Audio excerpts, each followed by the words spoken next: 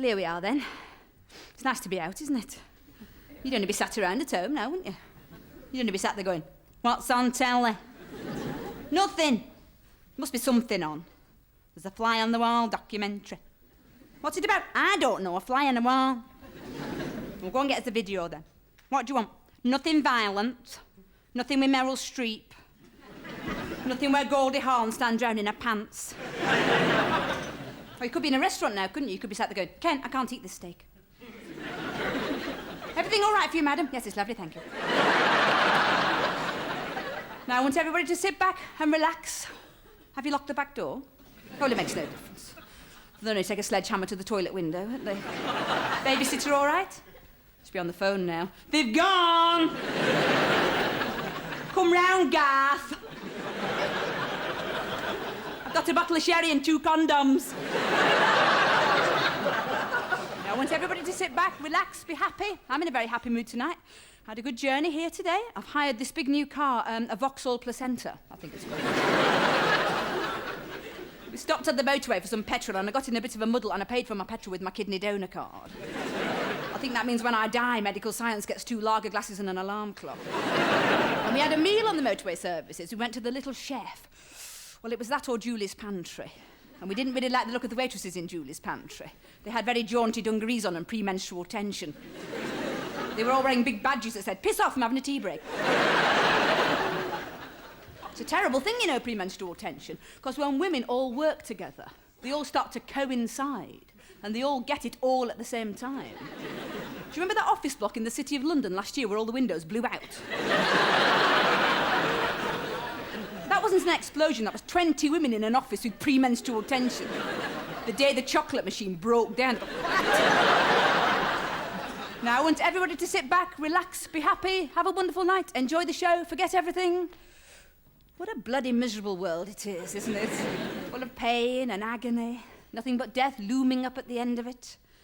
We don't know whether Ken's ever going to get back together with Deirdre. No, it's miserable, isn't it? When you wake up in the morning, you put the radio on and the news is on and 85% of the world's population is killing each other and the rest is starving and Madonna's just recorded a new album with Rolf Harris. And you feel miserable, don't you? I do. I feel really miserable. I think, well, how can I cheer myself up?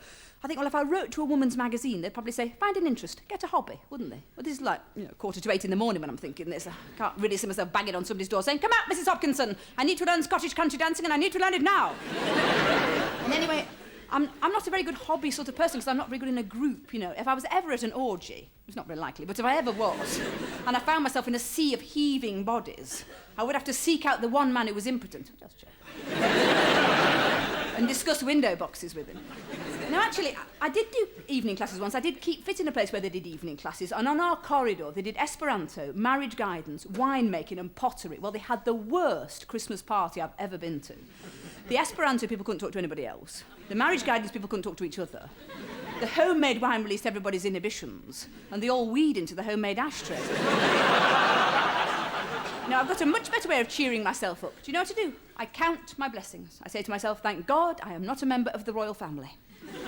I say, whatever happens to me, at least I'm not the Queen. However bad things get, at least I don't wake up in the morning next to Prince Philip. Mind you, neither does the Queen. I think it must be a terrible job being the Queen. I mean, she says it's just a job, doesn't she? She says being the Queen is just a job. But it's not my idea of a job. I mean, in a job, you have a laugh, don't you? You have friends. I mean, I know she has ladies in waiting, but it's not really the same thing. I suppose they all sit in the back of the Bentley with a copy of the Daily Mirror going, right, Liz, what are you, Taurus?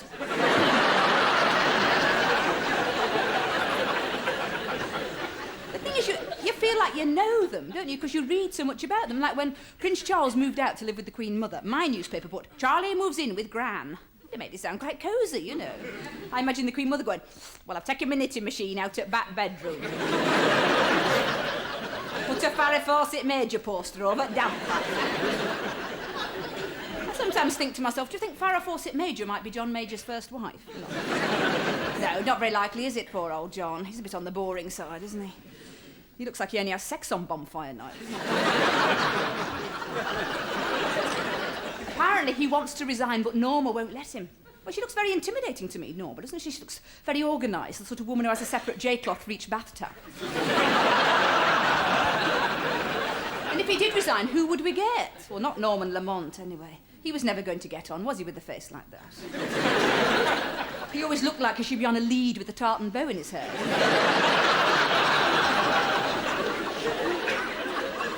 I mean, they are a very dingy-looking lot on the whole, aren't they, male MPs? I mean, you see them on the television, you think, well, never mind the balance of trade figures. A bit of head and shoulders wouldn't come under. Now, I prefer the women. Now, my MP, now this will give you an idea of the sort of place I'm living in at the moment. My MP is Glenda Jackson. Oh, yes. It's very posh where I live. Everybody's famous. Our lollipop lady is Kirita Kanawa. No, it's terribly posh. Even the people sleeping rough are on futons. And I don't fit in, you know. I feel very out of it, especially at the bottle bank when they all come roaring up in their Range Rovers with a big basket full of bottles and they go, smash, Merry and Shandon. Smash, Australian Chardonnay. Smash, Perrier water. And I'm down the end by the brown one, you know. Got one marmite and a panyan pickle. No, it's too posh for me. There's no poor people there at all. Well, they bring a few in on the bus, you know, just to cook and clean and look after the children. Because, you know, posh people, they never look after their own children. In fact, they don't give birth to their own children. They can help it. If they really want a baby, they go abroad and they buy one. You see them at the customs. Anything to declare? Yes, a bottle of Chanel No. 5 and twins. Or they adopt them, you know, like Mia Farrow. Is she mad, Mia Farrow? I think she must be mad, don't you? I mean, she's adopted so many. She adopts children like somebody picking letters on Countdown.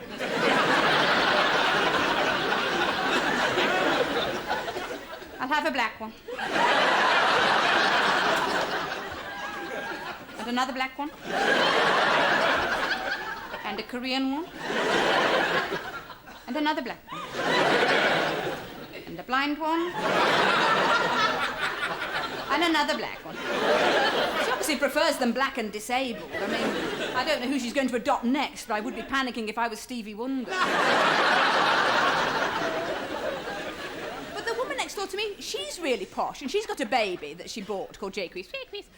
And she's always leaving him for months at a time to go to Acapulco, and she says things to the nanny like, "No, nanny, I'm going to Acapulco," and Jaques is to have raw carrot puree and creative play. And the nanny goes, "All right, you are, lady." And like, as soon as she's gone, you know, the baby's in the playpen with a bag of wine gums. She's upstairs trying on her evening dresses. And the woman comes back months later and wonders why the baby's teeth are all black and why her dresses have got all the zips bust and they all smell of slim, fast vanilla milkshake.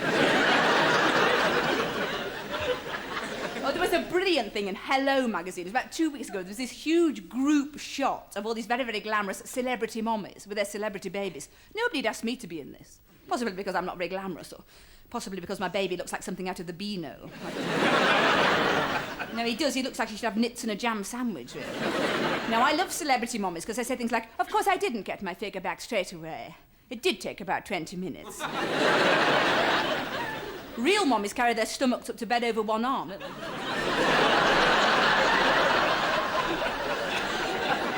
And when they're in the shower, little bits of Lego they've never even seen fall out of their navel. Celebrity mommies take their children for long walks on Caribbean beaches. Real mommies stand around on tarmac holding huge bags of nappies going, "Well, don't step in it again!" Celebrity mommies don't buy their children toys. They give them the precious gifts of time and attention, walks in the woods, naming of wildflowers.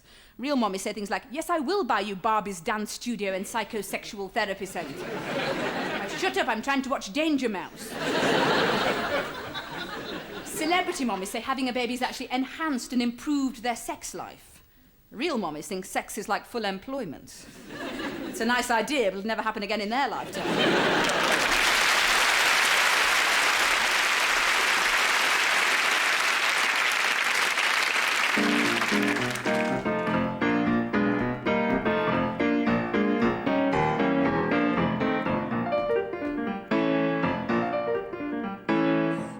Shower, I'm all shampooed, I'm feeling in a funny mood. Don't blame it on the altitude, I'm feeling in the mood tonight. Comedy, my only goal, my food and drink, my heart and soul. I've had 2 jellies and a sausage roll, I'm feeling in the mood tonight. When I wish it isn't on a distant star, but Barbara Windsor's uplift bra. Am I wrong? Am I right? I'm feeling in the mood tonight. So good, I feel so lyrical. Feel that life is such a miracle. I looked in the mirror, I look right satirical. I'm feeling in the mood tonight. Comedy is rough and raw, exposes pain you can't ignore. Ooh, Betty, it's the mother-in-law, I'm feeling in the mood tonight. I am strong, I am fervent, I'm supposed to be mercilessly observant. I'm on the edge, I'm looking for a fight. This wicked wit, my naughty show, tell Amnesty they need to know I'm feeling in the mood tonight. Comedians are tough and hard, we've all been hurt, we've all been scarred. We all do ads for Barclaycard, I'm feeling in the mood tonight. Before the show we gather round in every theatre, every town. Sooty, put that toothpaste down, I'm feeling in the mood tonight. Feel the fear our work evokes, don't mess with us, we might tell jokes. Comedy is dangerous, alright. We're so brave at what we do, bomb disposal's tricky too, I'm feeling in the mood. Lord, I pray this afternoon, make me funny and make it soon. 3 Hail Marys and a terrier and you. I'm feeling in the mood tonight.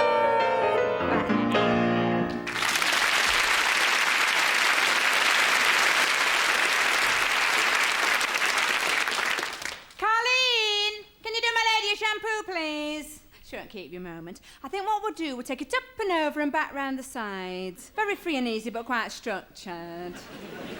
So what we're saying to your previous was, my friend worked in hairdressing, and my cousin worked in hairdressing, and my mother, that's her Aunt Wall, in sponge rollers. She said to me, what are you planning on doing, our Madeline? And I said, modelling. And she said, modelling, Madeline? I said, yeah. She said, ooh, Madeline, you'd be very middling at modelling. I said, would I? She said, yes, if you go muddling with modelling, you'd be middling now, Madeline. I said, you meddling? She said, meddling, Madeline, me. Well, this was in the middle of a wedding, so she's spitting tuna vol-au-vents on me. Plus, her brow wire has poked up through her costume and is picking up the soundtrack of Going for Gold. Well, she's never nice to me, my mother. Well, no, tell an untruth. She was in a documentary on debt once, and she was pleasant to me then. She said, you are modelling, Madeline, over my dead body. Well, that was comical for a kick-off.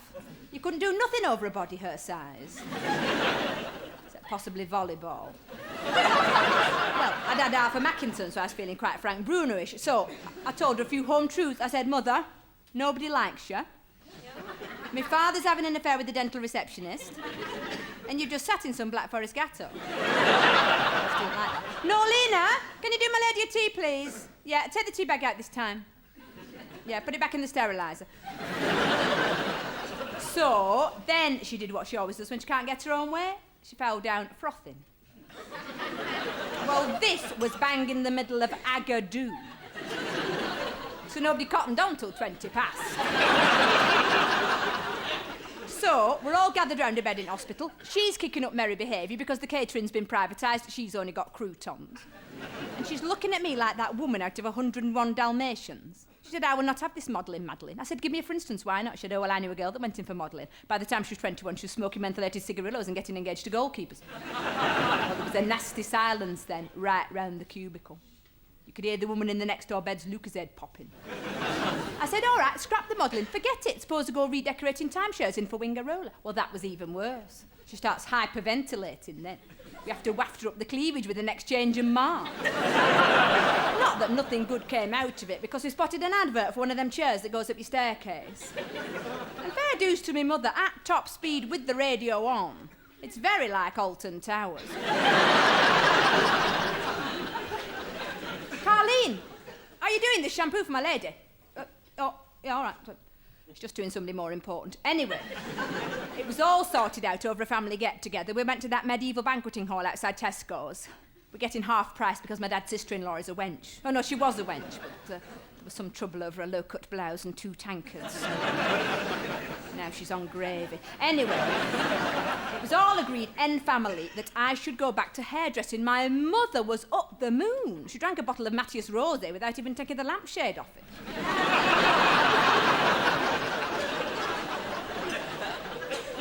I beg your pardon?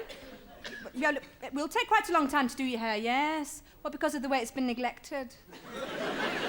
Well, there's the cut, the colour, the condition. I mean, really, it's what we in the world of hair would call quite diabolically cruddy. I mean, where was you previous to coming to us? I mean, who actually did this for you? Oh, did I?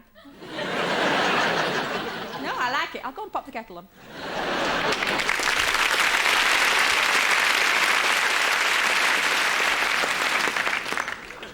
so cross this afternoon, you know. I've got a television in my dressing room, and no toilet, just a television. And I was watching the television, and my least favourite advert came on. I can't remember the name of the thing now. It's a slimming thing. Oh, the Slim Fast plan. Have you seen this advert? It's a woman holding up a photograph of herself. And she's going, "Hello, my name is Patrina Madwoman. And this is me when I was 29 stone 8. Now, after only 3 weeks of drinking Slim Fast vanilla creosote, I'm 6 stone 2. One delicious, nutritious shake for breakfast, one for lunch, and by tea time I'm snatching chocolate buttons off small children." And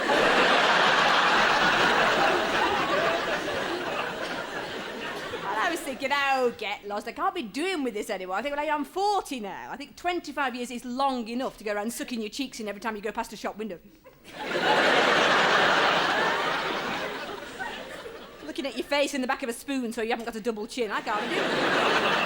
See, I just don't think it matters anymore. The trouble is, a lot of people still think it matters, you know, whether you're fat or not. Like, there's a whole hidden army of enormous teenage girls who just never go out because they're fat. And they have this terrible life, you know, sitting in night after night with their mums and dads watching the television, sitting there watching the gymnastics and criticising. Going, ooh, an asymmetrical bar, she's rubbish. You know, and they don't have any fun.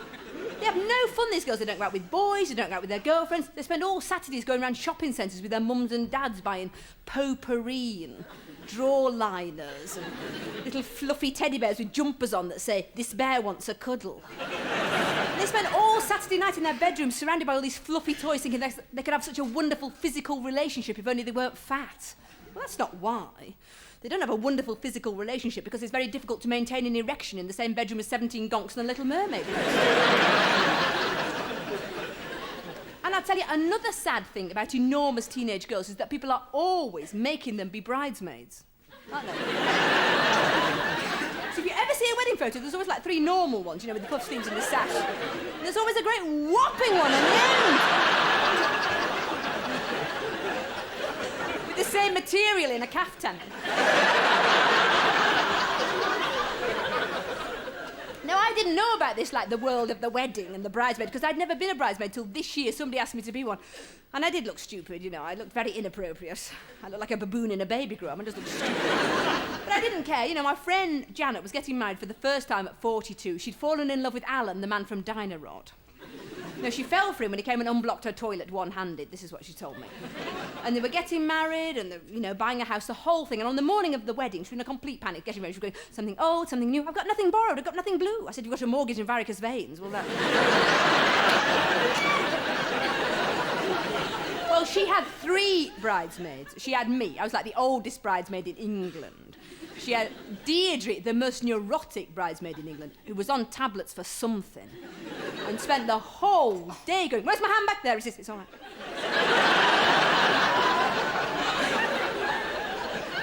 And then there was Rosemary, the most enormous bridesmaid in England. I mean, she had so much perfume on. 2 people down the end of the street were taken to hospital with breathing difficulties.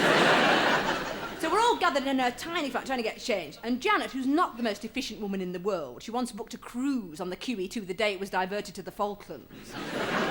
She said there wasn't much doing in the day, but the fireworks were fabulous.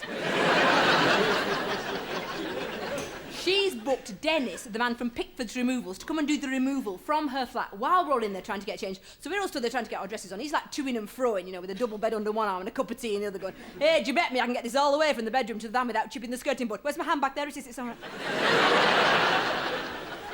But actually, Dennis was quite handy because he helped Rosemary get zipped up into her dress, which was a real struggle because they'd done all the arrangements for the dresses over the phone. And in the end, she was convicted of giving false measurements and wasting dressmakers' time. So we helped get her zipped up into her dress. I get zipped up into mine. Deirdre, where's my handbag? There it is, into hers. Janet into hers. There's a bit of a problem with her veil. She looks like she's been mugged by a pair of net curtains.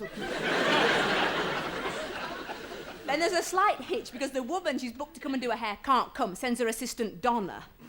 Well, Donna's about 17 and a half. I think she's doing hairdressing as part of her community service. She turns up with like 2 Kirby grips and a rubber band going, "Yeah." And Janet says, "Well, what I'm aiming at is a very sophisticated Grace Kelly sort of a look." She goes, "All right." Starts wetting it with a damp cloth. Turns out she's thinking of Jean Kelly. In Singing in the Rain. And even when we dragged her off with a hairdryer, she ends up looking more like Matthew Kelly than anything else. So we do that. Then suddenly, Janet has a panic attack. She's got to talk to Alan before she leaves for the church. So she phones him up. Well, of course, he's not there because he's had an old-fashioned stag night and he's in casualty. Having a traffic cone removed. So she phones him up. She leaves him a message on his answer phone. She goes, "Oh, my darling, I love you so much. Your body is a temple. One touch and an ecstasy." Well, of course, she's dialed the wrong number. And the boy from Perfect Pizza has ran straight away. Well, I get everybody organised. The plan is the bridesmaids are going to go ahead in a taxi. She's going to follow on in the limousine, so I get them all together. Rosemary's in the corner with a big bag of tortilla chips and a pot of guacamole dip. I can see from here it's actually avocado face cream from the Body Shop, but can't be bothered to say anything. So we get in the taxi. It's not a very nice taxi. It's been made out of 2 crashed cars welded together. The front half is a robin. The back end is a polo. It's been welded together and sprayed brown. It's actually a Rolo, I suppose. And so we set off. Taxi driver's not very nice. He's chain smoking and singing Little White Bull and gobbing into his cardigan pocket. So I tell him where the church is, and he says, "Oh no, he knows a better way. He's not going to the town centre on a Saturday morning. He knows a better way round the outskirts." Well, I notice we've gone past World of Leather for the 3rd time. I start worrying, and then suddenly Deirdre goes, "Where's my handbag? Where's my handbag? I haven't got my handbag. I can't go to the church. I haven't got my handbag." I said, "You've got to go. You're a bridesmaid." "Oh, no, I can't go without my handbag. It's got my tablets in it." I said, "But you've got to go." "No, you're a bridesmaid." "No, I can't. I can't go without my tablets. I might do something awful. I might run up and down the aisle naked, whistling the theme tune to Cagney and Lacey." I said, "Well, we'll get some more." I said, "We'll go to Boots and get some more." She said, "We can't. My prescription's in my handbag. My prescription's in my handbag." I said, "Well, I'll ask them for some. What do they look like?" She said, "Well, the little round yellow things with Smith Beecham written on them." Of course, they won't give me any. I have to do the best I can with some Smarties and some letter set and a standing up. So we get to the church, get out of the taxi, run up the steps, all laughing and panting and hitting each other with our Dorothy bags like this. And this usher comes towards us, and I say, "Look, I'm sorry we're a bit late. Is there somewhere we can sort of go and sort our underskirts out?" And he gives me a funny look, and I realise there's no music, there's no bells ringing. And I look in the church, there's about 80 people in black overcoats all crying. And I think, and sort of a wooden box down the far end. I think, no, this isn't a wedding. Or if it is, they're not very well suited. And out we come. Taxi's gone. Well, I don't know if you've ever had to catch a bus. On a Saturday, in the football season, with an 18-stone adolescent and a manic depressive, all wearing aquamarine taffeta and bonnets. But there are nicer ways to travel, like being shot from a cannon in a string vest. Anyway, we get to the church and it's all marvellous. The service is lovely. All the men from Dinah Rod are all lined up outside. They come out under an archway of crossed sink plungers. I think, well, I'll go to the reception for a bit, make sure everybody's all right. Deirdre gets a handbag back. Rosemary settles down by the buffet and waitresses form a human chain, to keep us supplied with coronation chicken. So I think, well, I'll have a dance before I go, because there was a band. I say band. The Burt Mottershed Trio, of course. It had written on the bass drum, jazz, swing and loft insulation. So I'm having a dance, which is often a mistake at a wedding, isn't it? Because you often get stuck dancing with the man you least want to dance with, the inebriated second cousin with the up-and-over hairdo. The one that's doing the twist to Una Paloma Blanca. So I'm stuck with one of these, very, very short, comes up to about here on me, totally drunk, shouting up dirty jokes at my bosom.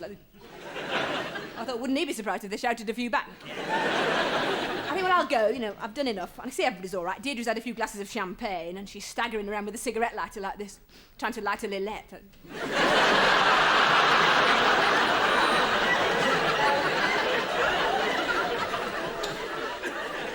Of course, the string caught fire, and he took her eyebrows. Anyway, so I'm just going, and I see huge Rosemary coming out of the ladies, beaming, smiling, not eating anything. I've never seen her smile the whole day long. I said, "What's the matter with you?" She said, "I'm in love." I said, "Who with?" She said, "Dennis."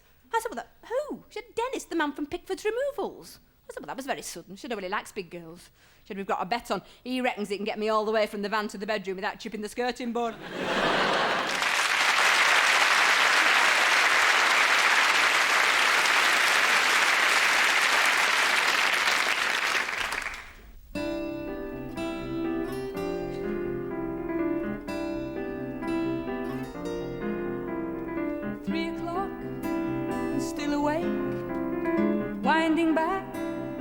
Mistake, every slippery play, words not said, moves not made. 5 o'clock, the sky comes grey, another wash, another day. just another life, it's true. But particularly yours, particularly you. If you have a dream, go with it. Feel the slightest hint, go with it. What is there to lose? Do you dare to choose? I have wasted years behaving in a way I thought was proper, and it's hard to do. No one cared, no one knew. Bus to work, paper shop. Will it alter? Will it stop? Take the time to feel. Is this for you? Is this for real? Horoscope, your new campaign. Oh, I'm not so bad, I can't complain, but you do feel bad somehow. Particularly here, particularly now. You can struggle on believing other people have the answers, even if they knew it couldn't help, wouldn't help you. You may feel there's more to follow, some eternal life, I don't feel that. All there is now. You can't choose when, you can't choose how. If you have a dream, go with it. Feel the slightest breeze, then follow. Follow all the way. Save yourself from just another day.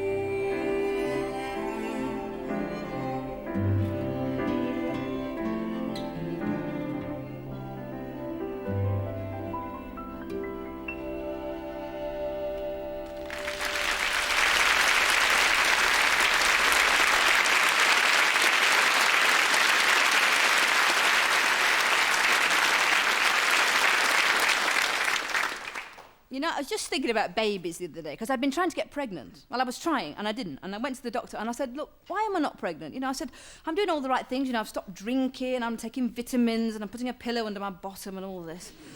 And he said, are you having sexual intercourse on a regular basis? I said, I can't do everything.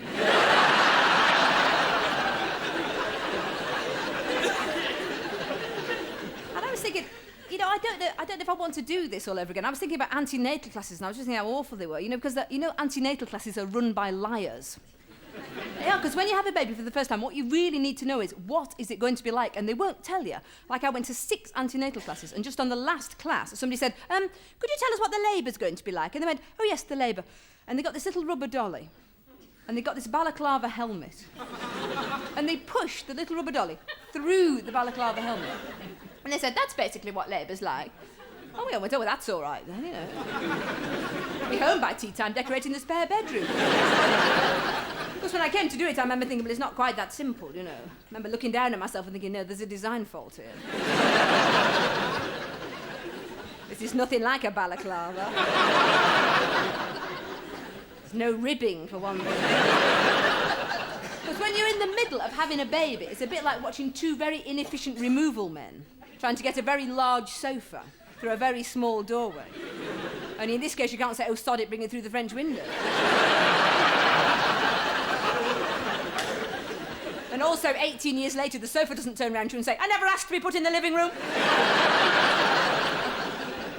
But they are terrible liars at antenatal classes, because what you really need to know is, how much is it going to hurt? And they won't tell you, because they just say, oh, it doesn't hurt. Having a baby, it's not painful, because that's not a pain, you see. That's a muscle contracting. It's not a pain. And you think, oh, yes.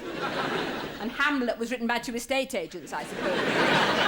Or they will say, if it gets a little bit uncomfortable, as you get into the delivery room, just ask for an epidural. They don't tell you that as you wheel into the delivery room, howling and screaming, and blaming your husband for everything from the start of the Second World War onwards. You glance down into the hospital car park, see a big coach leaving, balloon streamers, people waving big notice on the side, anaesthetist day out. And you say to the nurse, who looks about 14 and a half, can I have an epidural? And she goes, oh, not today. I think you can have one next Thursday. He said, no, I need one now. Can you give me an epidural? Not really. I've only ever done it on a grapefruit.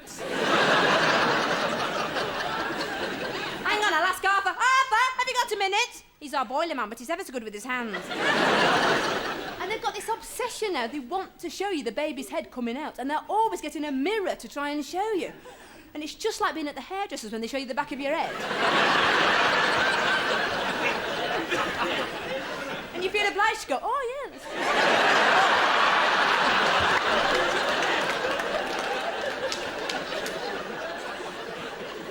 And you're thinking, well, it looks terrible, but it might be all right when I've run it under the cold tap.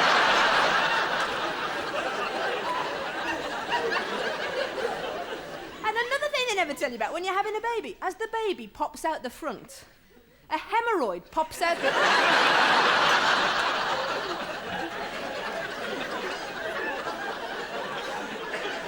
Mine was massive.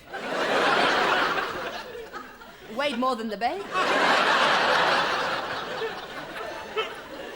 I phoned my mother up, knit 2 hats.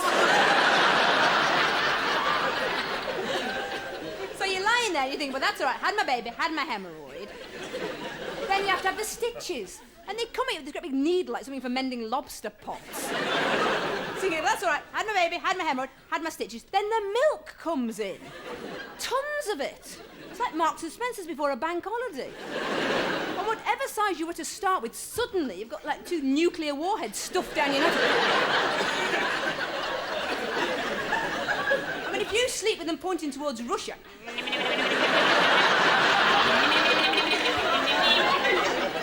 you wake up, there's 2 women from Greenham Common sitting by the side of the bed. So you're lying there, you're crying, the baby's crying, your stitches are hurting, your hemorrhoids are throbbing, your bosoms have gone into overdrive, people are ducking past you as if you were a lawn sprinkler.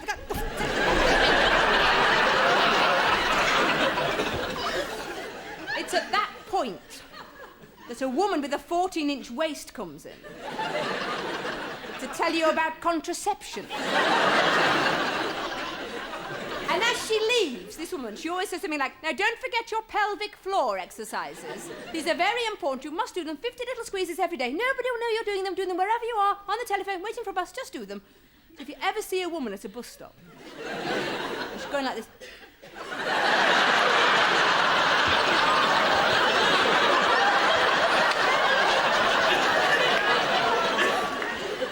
She's doing her pelvic floor exercise. Or she's just banged her hemorrhoids on a litter box. And another thing they never tell you is once you've had the baby and taken it home, you have to take it to the baby clinic. Now, the baby clinic is this terrible place full of mad new mothers who somehow managed to get themselves up, get themselves dressed, get the baby up, get the baby dressed, get the baby fed, get the baby changed, get the baby in the pram, find the front door. And these women have got like one bosom hanging out, bits of toast stuck to their heads. The baby clinic is always run by 2 hatchet-faced old boots who left the Foreign Legion because it was too free and easy. They look like they castrate lambs for a hobby. And these women, these poor new mothers, you know, who used to be normal people, you know, used to have jobs and operate word processors and choose clothes because they liked them and not just because they were the colour of poo.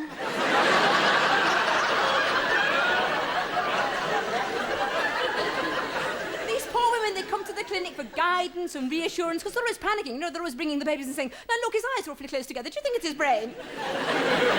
And these women go, no, it's just ugly. It's probably your fault.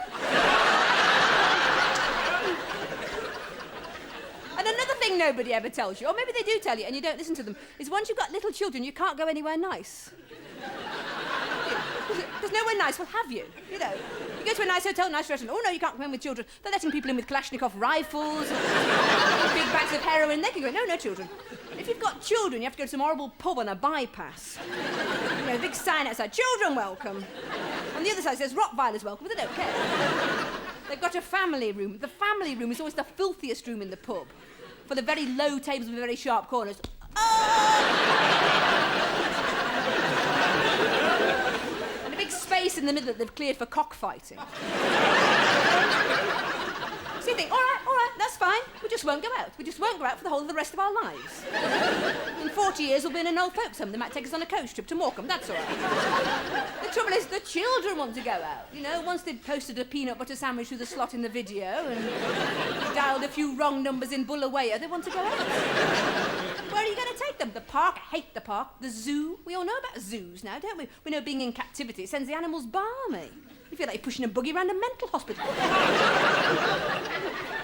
Except presumably a mental hospital would be cheaper because you could get out without buying a balloon and a chalk ice. And circuses are very dull nowadays, you know, because they don't have animal acts because that would be cruel and exploitative. They don't have lady acrobats in skimpy leotards because that would be sexist and degrading.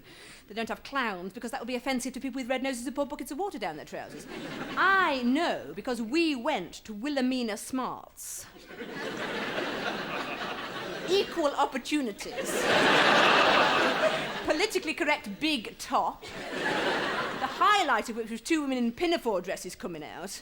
One said she was going to jump through a hoop, the other one said she didn't have to if she didn't feel up to it. And you can't go abroad with little children, can you? You think it's not worth spending all that money to fly to some exotic location to spend 2 weeks in the bedroom with the curtains shut singing The Wheels on the Bus Go Round.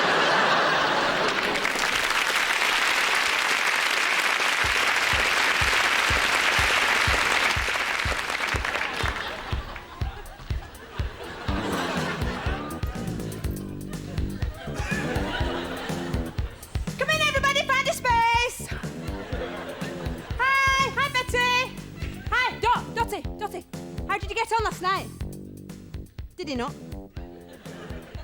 Was he not? Could he not?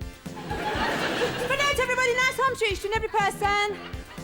Hi, are you new? Have you got any trainers? Well, just do the best you can with those. They're not ideal, stilettos. Connie, come away from the air conditioning. No, because when we go leaping and springing, you're going to give yourself sort of mini lobotomy on the corner of that. You've had one already? And you'd only get in for a support stocking, you should have said something. OK, are we ready? Warming up, marching on the spot.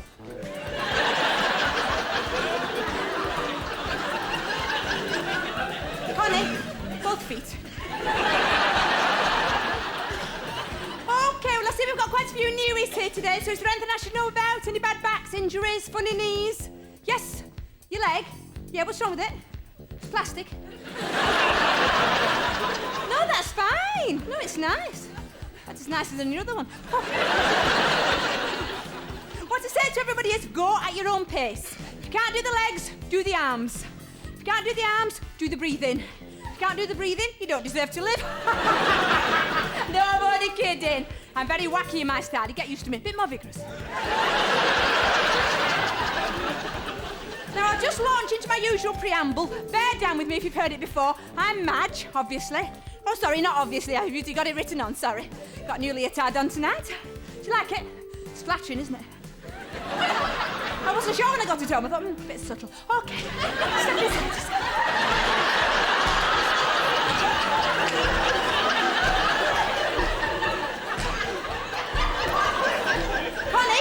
Connie, step into the left. No, to your left. No, to your left. No, because you're actually hurting her foot doing that. Where's the lady with the plastic leg? Can you stand next to Connie for me? OK, I'm Madge. Welcome to my Friday night low-impact class for fatties with attitude. Welcome to Fatitude. OK, let's funky it up a little bit. Come on.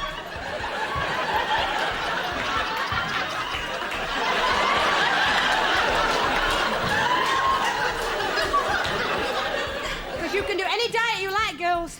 If you don't do those exercises, you are up that shopping centre without a credit card. And I know, I've been there. I used to have a weight problem.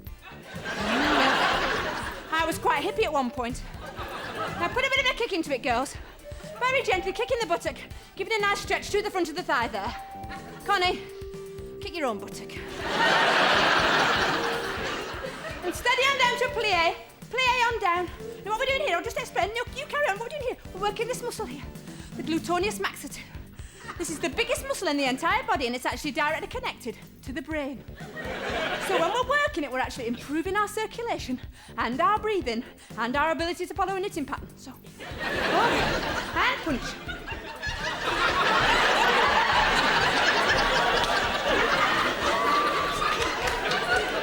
Punching across now, raising the heartbeat, getting ready to burn fat. Now, don't get me wrong, we're not all looking to be skinny. We don't all want to be Madonna, do we? No. Some of us want to be Petula Clark, don't we? And who else, yes? Michelle for 5 for 5 for 5 for 5 for 5. She's nice. Who? Kylie Minogue. No, I'm sorry. To me, Kylie is too much petito. There is a point with skinny where it can tip over onto scrawny. And I should know because I am dangerously near it myself. Raising the heartbeat now, getting ready for that aerobic section. Now don't back off from this, girls, because when we do aerobics, we produce a hormone in the body called phenobarbital. And you can get hooked on this. Has anybody heard the expression, the joggers... Yeah, there's a jogger's nipple, the jogger's high. So let's get high. What we're aiming to do in this section is raise the pulse rate to 80% of 150% of the resting pulse for 22 minutes. Now, please, don't attempt to compete with me. I'm a very experienced exerciser. And after so many years in aerobics, I am a superb physical specimen. I did run the London Marathon with a chicken on my head. On the other hand, I mean, we don't know whether all this is doing us any good. Connie, have you got those donuts?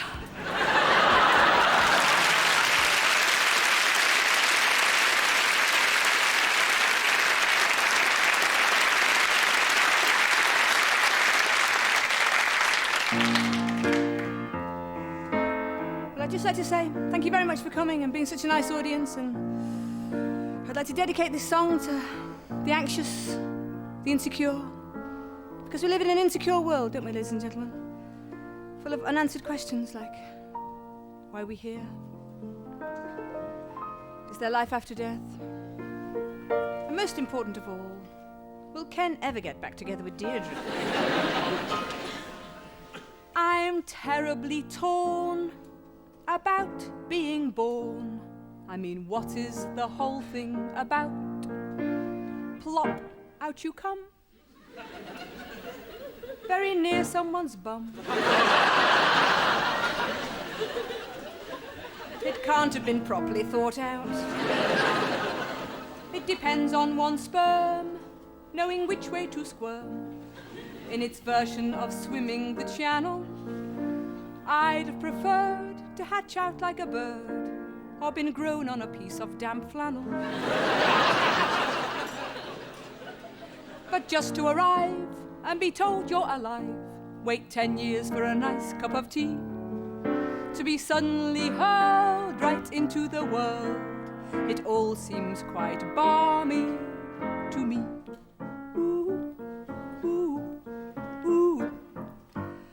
Isn't it a pity life was planned by a committee while the clever ones had popped out to the lab? This is my theory, though it isn't very cheery.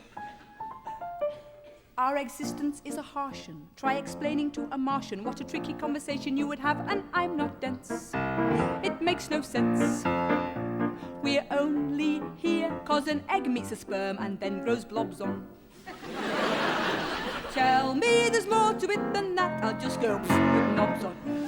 Ooh, ooh, ooh. One thing that gets me seething is all this bloody breathing. No sooner breathing out than breathing in, it's very tiring. And there's burping and perspiring. Another source of loathing is the need for wearing clothing. When some of us look better in our skin, and no matter how well built, we all look stupid in a kilt. If we didn't have hair, we could be brushless and be combeless. If we were bald, our dandruff would be permanently homeless. Bum to the world, the whole thing stinks. I never asked to come. My reasoned, sane, thought-out response is bum, bum, bum. Another large misgiving is this urge to keep on living and the way we were designed to run on food, and this doesn't justify the individual fruit pie. And there's never any question of actual digestion till it's been divvied out and shoveled in and chewed. I'd be happy to invest in a little portable intestine. I hate meals out, or let please wait here to be seated. Your food is being sprayed with germs, spat on and reheated. And the pinnacle, the steeple, is the hell of other people and the stupid things they have and say and do, like smoking cigarettes or videoing their pets. People with a pager, brats who voted for John Major. People with a gas-fired barbecue, women using hermositas, or showing you photos of their fetus. And worst of all, and I'll only ever say this once, is any Brit with a house in bloody Provence. Up to the world I won't give in, I raise a cheery thumb. And on mature reflection I say bum, bum, a bum, ooh, ooh, ooh. Then of course there's dying. Well, they couldn't have been trying. Why not find a way to keep us all alive? There's heaven, I suppose, but no one really knows. No doubt heaven will be raining. Sorry, closed for staff retraining. Please come back in 1995. Please use the stairs. Pearly lift closed for repairs. When we get there, we'll be a mite depressed to find a Benetton, a little chef, and no doubt a bloody Nat West. Bum to the world, let's not be glum. Each bum can shine a light. And all that's left for me to say is thank you very much, good night.